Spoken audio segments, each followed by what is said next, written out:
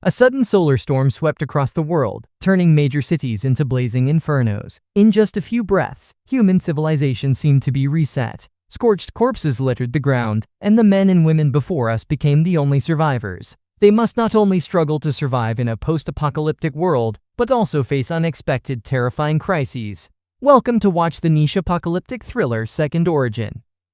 The protagonist Ellie's father is a paranoid pessimist, and his daily routine includes teaching his daughter survival skills for an apocalyptic environment. However, his actions are not without reason. Recently, strange lights have frequently flashed across the sky, and the official explanation is that this is due to the impact of a solar storm, with some satellites even becoming inoperable.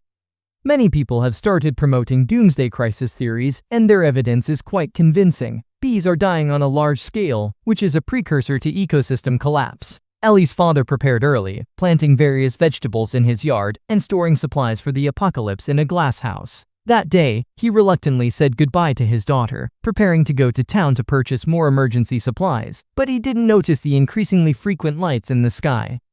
As Ellie passed by the river at the village entrance, she saw a child being pushed into the water by a playmate. Realizing the child couldn't swim, she jumped in without hesitation. But before she could surface, the outside world suddenly lit up with a red glow, and a deafening roar filled her ears. Ellie froze in terror, and it took her a while to pull the child to shore. In the distance, the sky flashed with red lightning, and the once bustling streets were reduced to charred remains, with the entire city engulfed in flames. The little boy's parents lay motionless in the rubble. Ellie's heart sank as she struggled to pull him away from the scene. Soon, the sky was filled with dust the size of goose feathers. She led the boy into a cave her father had prepared, which contained blankets, wood, and other emergency supplies, enough for them to survive temporarily. The little boy curiously asked if this was the work of aliens. Ellie knew the disaster was caused by a solar storm, but the principles were too complex for her to explain. The two of them belly rested in the cave for a night. Ellie decided to take the little boy home to have a look, but the house had long been razed to the ground, with only the glass house where her father did his research remaining intact. Fortunately, the solar panels were still working, and the waterproof phone was undamaged, becoming their only tool for contacting the outside world. Although the phone had no signal, it was impossible to know if there were any other survivors in the city. After a simple cleanup, the two stepped into the city center. All the skyscrapers had been burned to ruins, and the roadsides were littered with corpses. Even if they were lucky enough to survive the initial solar storm, the subsequent city fires became a deadly threat. Ellie tried to start a motorcycle, but accidentally fell, and a metal shard pierced her cough. Although the wound wasn't deep, in the post-apocalyptic world with limited medical resources, any infection could be fatal. Ellie took the boy to stay in the glass house her father had built. She deeply admired her father's foresight. Without his preparations, she wouldn't have survived more than 3 days on her own. That night, Ellie developed a high fever. It turned out her leg wound was infected. She mumbled the word antibiotics before uncontrollably falling into a deep sleep. The boy, Bill, unaware that Ellie's father had stored medicine, ran to the town overnight to find antibiotics for Ellie. Ellie, lying in bed, quickly recovered. Seeing Bill's excited smile, she suddenly realized that this boy, who once needed protection, had become her only support in the apocalypse. With the supplies left by her father, the two gradually adapted to life in the apocalypse, although the climate became very strange, with earthquakes and heavy rain occurring alternately. However, they always managed to wait for the sun to appear. According to the survival books left by her father, the two began learning to plant and grow vegetables. Ellie used that phone to document their daily life in the apocalypse. 7 years had passed in the blink of an eye, and the little boy from back then has grown into a tall and handsome young man, with a rugged masculinity in his features. The way he looks at Ellie has long changed from dependence to passionate admiration. Finally, one day, Bill could no longer hold back and suddenly kissed Ellie while she was kneading dough. Ellie stood there stunned, her face blushing. Now, the whole world only has the two of them left, and the bond of life and death between them has unconsciously turned into deep affection. However, this tranquil happiness was soon torn apart by a violent storm. The vegetables they painstakingly planted were washed away completely, and their essential food was destroyed. Ellie fell into deep despair.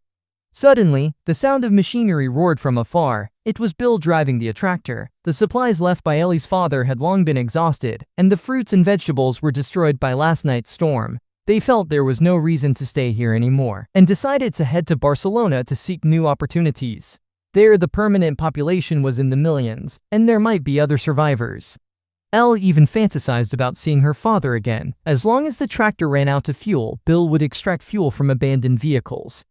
The two of them joked and laughed along the way, and soon arrived at the center of Barcelona. But what they didn't expect was an even deeper silence here. They searched for half a day without seeing a single living person. The towering buildings resembled a massive graveyard. The once bustling city now only had the winds wailing through the ruins. They found a clue in a tent, which was filled with children's toys, and outside the tent hung the body of a woman who had evidently ended her life in despair after the death of her child.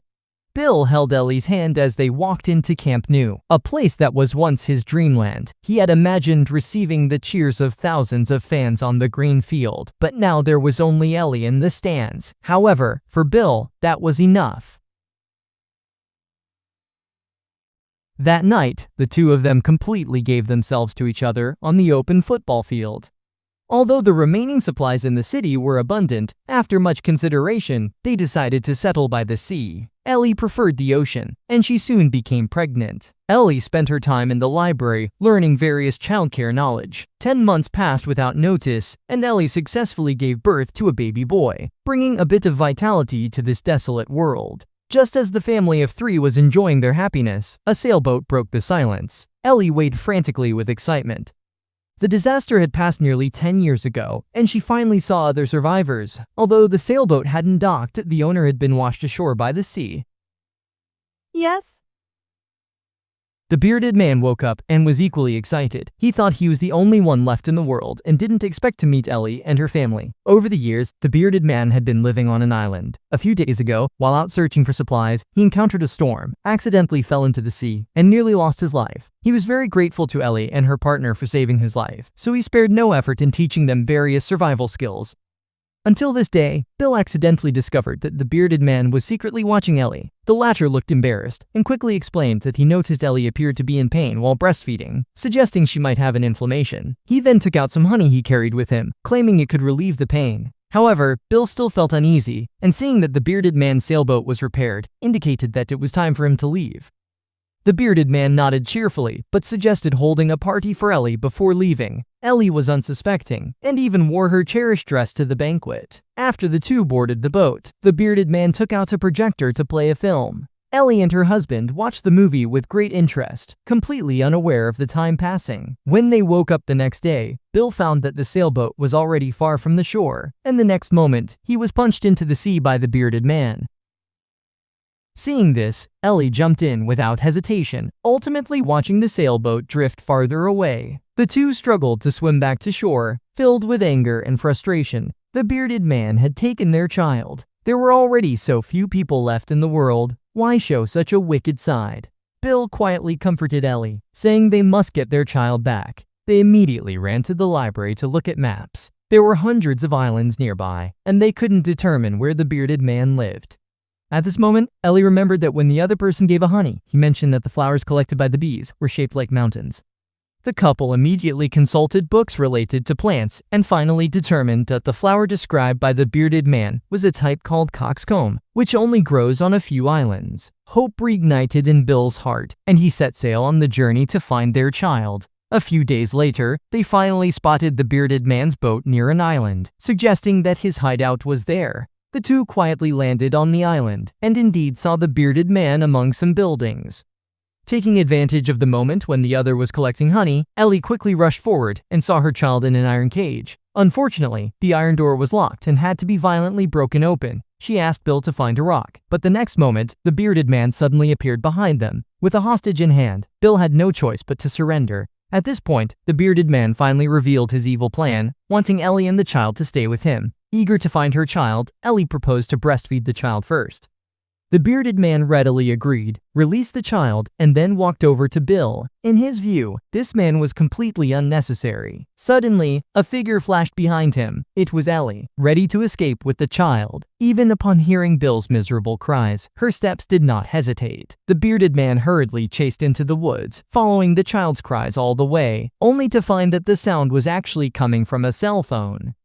At this moment, Ellie had already returned to the yard. She hadn't given up on Bill, but the rope was tied too tightly. Just as Ellie handed over the small knife, the wretched bearded man came back. She kept apologizing, trying to divert his attention, while Bill took the opportunity to cut the rope, and at the critical moment, suddenly lunged forward.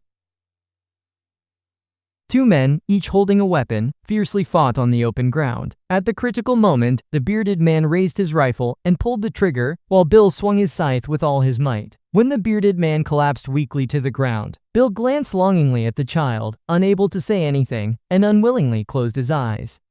Ellie's tears fell silently. Although she saved the child, she forever lost the person who had been by her side since she was 10 years old. As time passed, Ellie's child gradually grew up. The strange light in the sky had long disappeared, and the world slowly returned to peace. Ellie found that phone, filled with videos from those years, each recording her and Bill's love and perseverance during the apocalypse. That concludes the entirety of the second origin.